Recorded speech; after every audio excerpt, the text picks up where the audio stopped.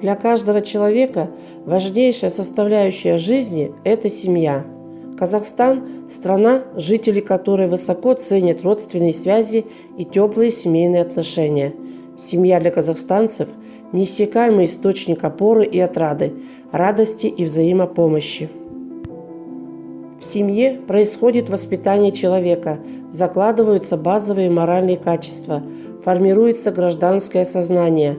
От того, насколько хорошо семьи справляются с этими задачами, зависит будущее всего государства, его счастье и богатство, развитость и гуманность. Семья – это самые дорогие и близкие люди. Для меня семья начинается с мамы и папы. Свой ролик я хочу посвятить своей родной семье. Мой отец, Ильченко Федор Трофимович, родился и вырос в своем родном селе Святославка. Здесь закончил школу, а затем пошел в армию. Он родился 9 января 1945 года. До армии работал помощником тракториста, а после армии уже самостоятельно пахал землю на своем К-700. Мама, Ильченко Галина Николаевна, родилась 13 апреля 1946 года. В Казахстан приехала в 1965 году с Украины, с Тернопольской области, село Таурев.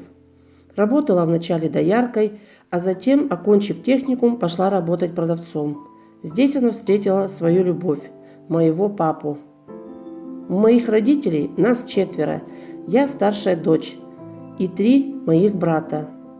Всем нам они дали хорошее воспитание, образование, научили любить свою землю и уважать и ценить труд других.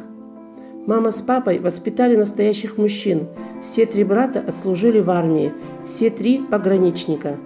Виталий служил на Памир-Мургабе, Олег в Уйгурском районе, поселок Чунжа, Вячеслав – Нарокольский район, село Каратаган. Сейчас в настоящее время все 3 из нас проживают в нашем селе, где и работают.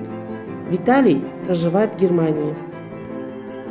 Я знаю, что если вдруг случится какая-нибудь неприятность, моя семья будет опорой и защитой, и от этого мне становится легче.